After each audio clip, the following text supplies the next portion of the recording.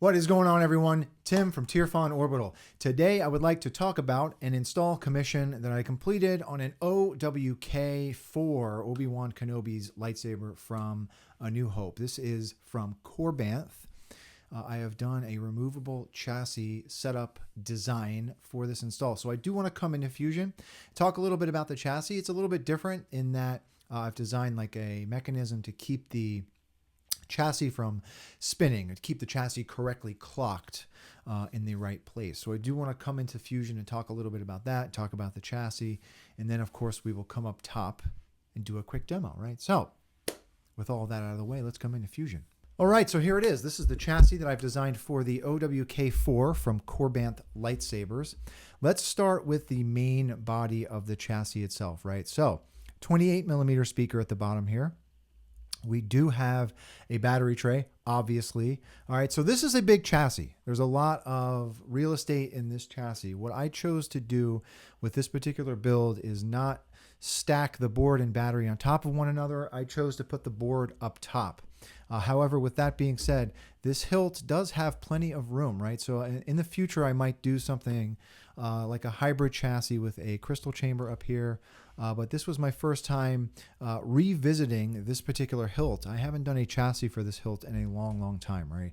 So this is just a regular board and battery setup. The board is on top of the battery, right? We do have to have two switches on the body of the chassis itself, right? So this, typical with Obi-Wan replica hilts, the transistors, well, they're supposed to be transistors, I believe, in the switch section of this hilt for the Korbanth version do serve as like spring-loaded plunger switches. So I need something to connect or to hit these tactile red button switches on the chassis, right? So that is what goes in these two holes. There are two red button tactile switches.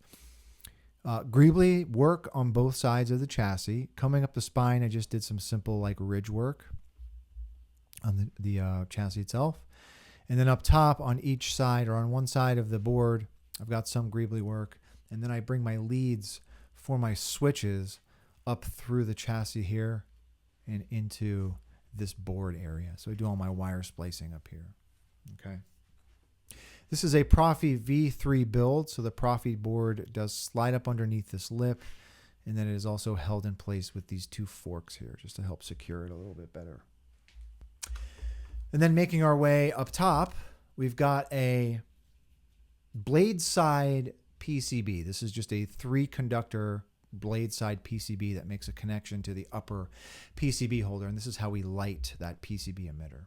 This little nubbin here is what helps to keep the chassis not only clocked in the right position, right? So we have to make sure that those switches are just underneath the spring-loaded plunger switches on the outside of the hilt. But it also keeps the chassis from rotating when you thread the pommel on, right? So the pommel is right at 28mm. So the speaker makes it a little bit tight to thread that pommel on. So you don't want this whole chassis turning as you're threading on that pommel. So I put that in place just to help keep it from turning or from rotating, right? And that is it. And then, of course, up in that thin neck section, we've got our PCB that is wired up. Okay? And that is it. Let's come up top.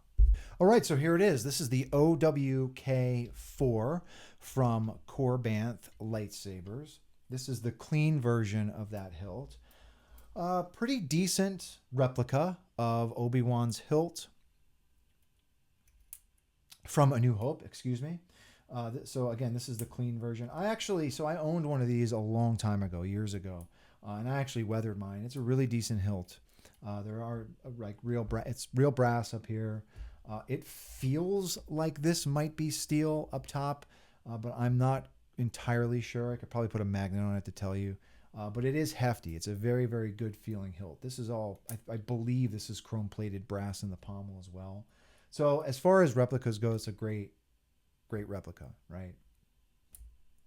So let's talk about how to use this guy. The chassis is completely removable. So you want to unthread your pommel to pull your chassis out. All right, so see how I mentioned, that these 28mm speakers, are exactly at 28 millimeters. And what, something that it's not really like a complaint or a gripe, but a lot of these lightsaber designer manufacturers, they do the pommels or the internal diameter exactly at 28 millimeters. And this is why, if you could give it a 1/10 of a millimeter extra, we wouldn't have this really, really tight action. It's fine. It's not a problem, right? But just to make an allowance for that, that's why, sometimes you have to sand the edge of the speaker. And I don't always like doing that, but sometimes it's necessary, right? So for this particular build, I did have to do that just to give it a little bit more room to come into this pommel, okay? So here's the chassis, right? Kept the chassis matte black. There's that greebly work on each side. Kill switches right here. Okay, and then there's that Proffie board around front. Nice big chassis, all right? So, to use this guy, you want to, the flat part of your battery, let's come up top. The flat part of your battery is the negative side of your battery. So you want to take that and put that down towards the speaker. So this was already on. If you don't hear anything, you can hit that kill switch, all right? And then you're ready to go. So to put the hilt in the chassis, or to put the chassis in the hilt, all right, take note of where these switches are. So on this particular build, so on the Korbanth version of this hilt, these transistors, I think they're called transistors or capacitors. These are your switches, right? On the Roman props version of this hilt, the bubble strip will be your switch area. But on this Korbanth version, which I actually really like, I really like that they made these functional. Okay, so these are spring-loaded switches. Take note of where that is, and take note of where the switches on your chassis are, and just slide your chassis in. You're gonna kind of feel where that nubbin is gonna find its home, and just rest it there, and then you can thread your pommel on. Okay, and thread the pommel on until it stops, and you're ready to go. Obi-Wan Kenobi. There is that emitter lit. This is a KR Sabers emitter. So you're seeing part of that emitter light like that because of this blade style that I have. The blade style that I have on this build, they're all original trilogy blade styles. So the beginning part of the blade is kind of flickered out. Right? So I don't think all of them are like that. Yeah, see? Great hilt. It's a really, really nice hilt. As far as replicas go, pretty decent hilt. All right. So let's come down to the bottom.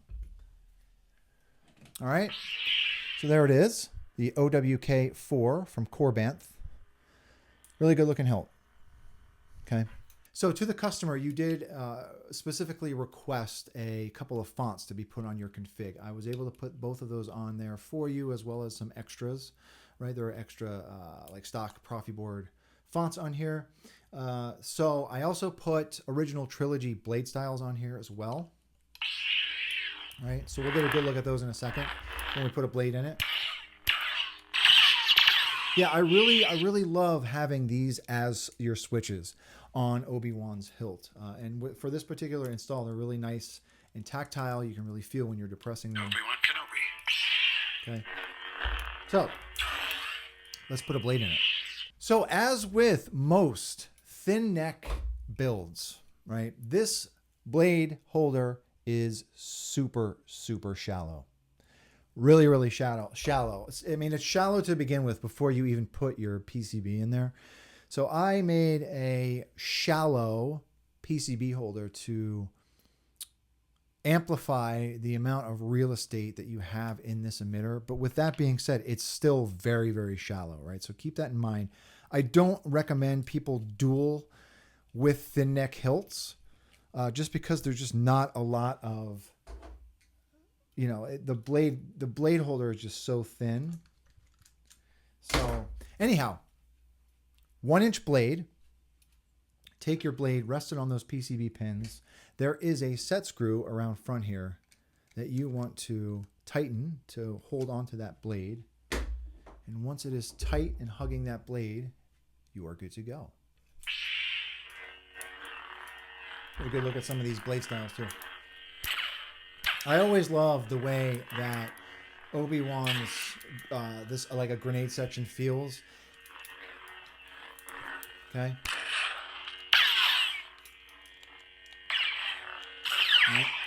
See what else we got on here. Obi-Wan Kenobi.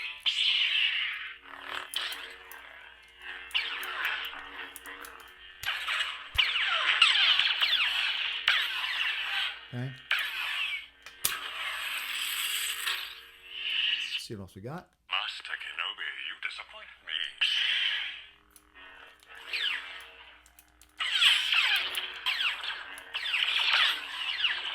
Okay. One more. I'm a Jedi, like my father before me.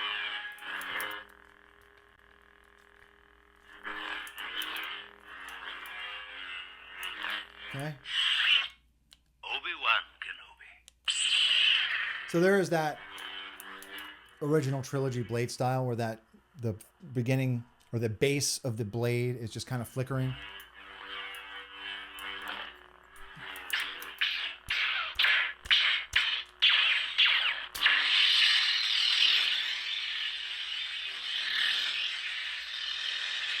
All right.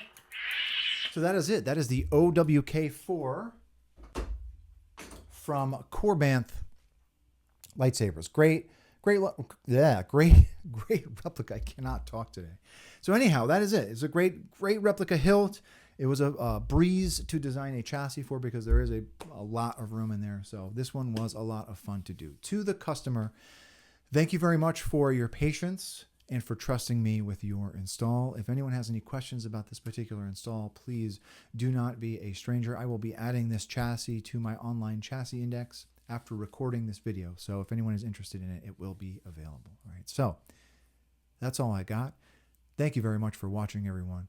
And with that being said, may the force be with you always. Have a good one, everybody.